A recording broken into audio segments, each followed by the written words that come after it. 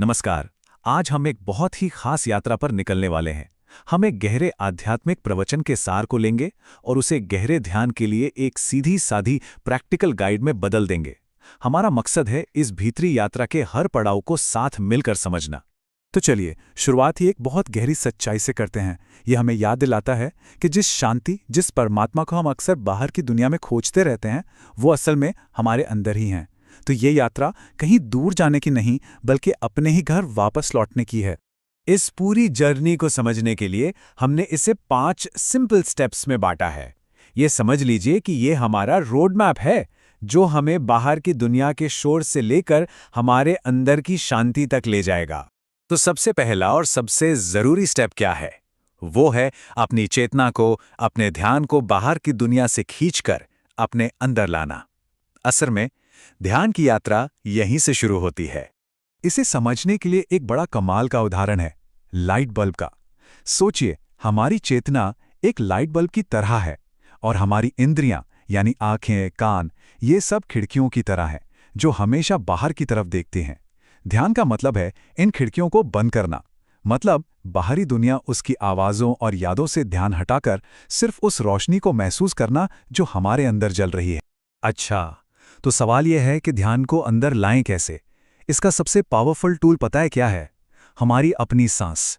ये एक पुल की तरह है हमारे बाहर की दुनिया और अंदर की दुनिया के बीच, एक द्वारपाल जो हमें अंदर ले जाता है। और यहाँ करना कुछ नहीं है, सांस को बदलना नहीं है, बस उसे देखना है जैसे वो आ रही है, जा रही है। महसूस कीजिए कि पेट कैसे ऊपर नीचे हो रहा है या नाक में हवा का हल्का सा टच। बस ये छोटी सी प्रैक्टिस मन को खींचकर प्रेजेंट मोमेंट में ले आती है, विचारों के जाल से बाहर निकालकर।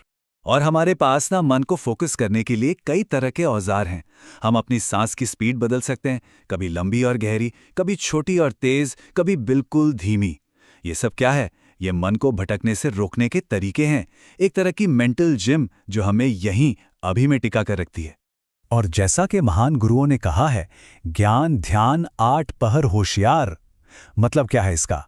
इसका मतलब है कि ध्यान बस कुछ मिनट आंखें बंद करना नहीं है, ये तो 24 घंटे की अवेयरनेस है, एक सजगता है। और सांस तो हमेशा हमारे साथ है ना? तो हम हर पल उसके प्रति अवेयर रह सकते हैं, एक पहरेदार की तरह जो हमेशा जागा रहता है। और जैसे ही हम सांस को देखना शुरू करते हैं ना, एक बहुत ही गहरी बात समझ आने लगती है कि हम वो नहीं है जो बदल रहा है, जैसे हमारे विचार, हमारी फीलिंग्स, बल्कि हम वो हैं जो इस पूरे बदलाव को बस देख रहा है। इसे ऐसे समझिए, एक तरफ है हमारा शरीर, हमारे विचार, हमारी सांस, ये सब बदलते रहते हैं, लहरों की तरह अस्थिर हैं। लेकिन दूसरी तरफ है वो जो इन सबको देख रहा है, हमारा साक्षी भाव, हमारी चेतना, हमारी अंदर की रोशनी। और वो एक पहाड़ की तरह स्थिर है, वो कभी नहीं बदलता।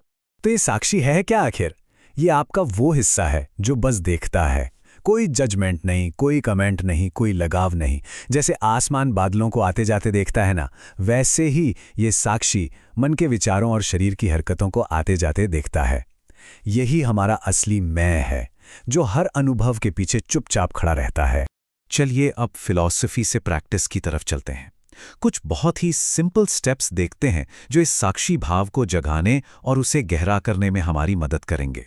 ध्यान में गहरा जाने के लिए सबसे पहले बॉडी को तैयार करना बहुत जरूरी है।